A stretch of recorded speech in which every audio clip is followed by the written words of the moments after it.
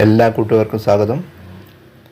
അപ്പോൾ ഇന്ന് നമ്മൾ പരിചയപ്പെടാൻ പോകുന്നത് നമുക്ക് സാമൂഹ്യശാസ്ത്ര പഠനവുമായി ബന്ധപ്പെട്ട് കൂടുതൽ കാര്യങ്ങൾ മനസ്സിലാക്കാൻ സഹായിക്കുന്ന ഒരു മൊബൈൽ ആപ്പാണ് ഇന്ന് നമ്മൾ പരിചയപ്പെടാൻ പോകുന്നത്.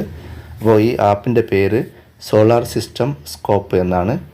അത് നമുക്ക് എങ്ങനെ ഇൻസ്റ്റാൾ ചെയ്യാം, ഇനി എങ്ങനെ ആപ്പ് പ്രവർത്തിപ്പിക്കാം എന്നൊക്കെ നമുക്കൊന്ന് വേഗം പരിചയപ്പെടാം. അപ്പോൾ ഇതിനായി നമ്മൾ ആദ്യമായി പ്ലേ സ്റ്റോറിൽ പോവുകയാണ്. ബാറിൽ സോളാർ സിസ്റ്റം സ്കോപ്പ് എന്ന് ടൈപ്പ് ചെയ്ത് കൊടുക്കുകയാണ് ചെയ്യുന്നത്. സോളാർ എന്ന് അടിച്ചപ്പോൾ തന്നെ അവിടെ വന്നിട്ടുണ്ട്. എന്തായാലും ഞാൻ മുഴുവൻ അക്ഷരങ്ങളും ടൈപ്പ് ചെയ്യുന്നു. അപ്പോൾ സെർച്ച് ചെയ്യുമ്പോൾ നമുക്ക് കിട്ടിയിരിക്കുന്ന രണ്ടാമത്തേതായിട്ട് സോളാർ സിസ്റ്റം സ്കോപ്പ് വന്നിട്ടുണ്ട്. അപ്പോൾ ഇതിൽ എനിക്ക് ഇൻസ്റ്റാൾ ബട്ടൺ കാണുമ്പോൾ അതിൽ ക്ലിക്ക് ചെയ്തുകൊണ്ട് ആപ്പ് ഇൻസ്റ്റാൾ ചെയ്യാൻ കഴിയും. അപ്പോൾ അതിനുശേഷം എങ്ങനെ നമുക്ക് മൊബൈൽ ആപ്പ് ഓപ്പൺ ചെയ്യാം എന്ന് നോക്കാം. അപ്പോൾ ഓപ്പൺ ബട്ടണിൽ ക്ലിക്ക് ചെയ്തുകൊണ്ട് ആപ്പ് തുറക്കുകയാണ്. അപ്പോൾ നമുക്ക് ആപ്പ് ഈ രീതിയിലാണ് കിട്ടുക. അപ്പോൾ ഇതിനകത്ത് ഞാൻ ആദ്യം അങ്ങനെ സൗണ്ടൊക്കെ ഉണ്ട്. സൗണ്ട് തൽക്കാലം ഒഴിവാക്കുകയാണ്. സൗണ്ടിൻ്റെ ഒക്കെ മേലെ ഭാഗത്ത് കാണാൻ കഴിയും, വലത്ത് മുകൾ മൂലയിലായിട്ട് കാണാൻ കഴിയുന്നുണ്ട്. ഇനി നമുക്കിത് സൂം ചെയ്തുകൊണ്ട് ഓരോന്നിനിങ്ങനെ വലുതായിട്ടൊക്കെ കാണാൻ കഴിയും. ഇനി അത് മാത്രമല്ല, നമുക്ക് കൈകൾ കൊണ്ട് നീക്കി ഇങ്ങനെ ഈ രീതിയിലൊക്കെ നമുക്കിതിനെ മാറ്റി മറക്കുകയൊക്കെ ചെയ്യാൻ കഴിയുന്നുണ്ട്. പിന്നെ സൂം ചെയ്ത് ഓരോന്നിനെ വലുതായി കാണാനും ഒക്കെ കഴിയും. ഇനി നമുക്കിതിൽ ഏതെങ്കിലും ഒന്നിൻ്റെ മുകളിലൊന്ന് ക്ലിക്ക് ചെയ്ത് നോക്കാം. അപ്പോൾ അവിടെ ഏതാണ് സൺ എന്ന് വന്നിട്ടുണ്ട്. മാത്രമല്ല വലതു ഭാഗത്തും സൺ എന്ന് എഴുതി കാണിക്കുന്നത് കാണാം. അതേപോലെ ഇപ്പോൾ ഇവിടെ മെർക്കുറി നിലയിൽ ക്ലിക്ക് ചെയ്തപ്പോൾ മെർക്കുറിനെ കാണിക്കുന്നുണ്ട്. അതേപോലെ വലതു ഭാഗത്തും നമുക്ക് ആ എഴുത്ത് കാണാൻ കഴിയുന്നുണ്ട്.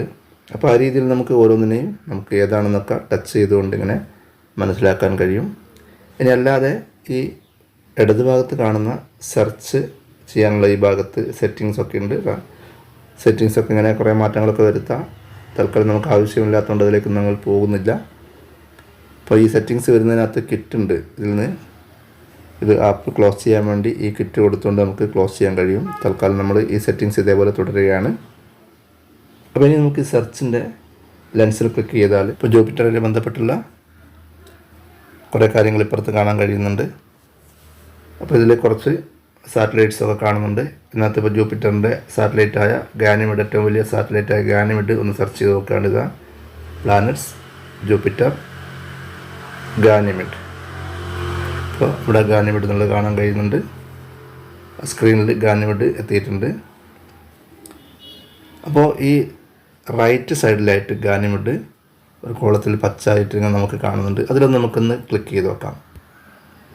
അപ്പോൾ ഇടത് ഭാഗത്തായിട്ട് Ganymede, moon of Jupiter, visit സൈറ്റുകളൊക്കെ ഉണ്ട്. ഇത് ഈ രീതിയിൽ പിന്നെ അങ്ങനെ മനോഹരമായ കാഴ്ചകളൊക്കെ കാണാൻ കഴിയുന്നുണ്ട്. കൃത്യമായിട്ട് ഗാനിമിഡ് വലുപ്പത്തിൽ തന്നെ ഇതിൽ കാണിക്കുന്നുണ്ട്. പിന്നെ അതേപോലെ താഴെ ഇതിനെപ്പറ്റി കൂടുതൽ വിവരങ്ങൾ അറിയണമെങ്കിൽ എൻസൈക്ലോപീഡിയയിലേക്ക് പോയിട്ട് അതിൻ്റെ വിവരങ്ങളൊക്കെ അറിയാനുള്ള അവസരം കൂടി ഇതിനകത്ത് ഉണ്ട്.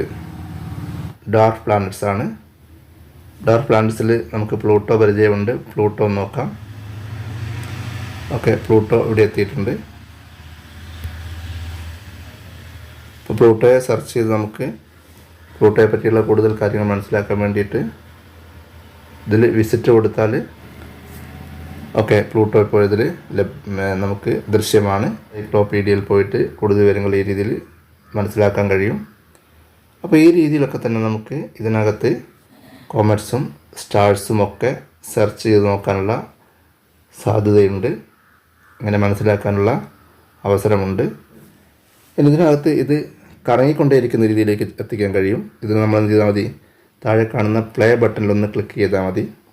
അപ്പോൾ ഇങ്ങനെ ഒന്നുകൂടി വലിയൊരു സൈഡ് ബാർ വരുന്നുണ്ട്. അതിനകത്ത് എന്ത് ചെയ്യാം, ഈ പ്ലേ ബട്ടണിലൊന്ന് ക്ലിക്ക് ചെയ്യാം. ഈ രീതിയിൽ ഈ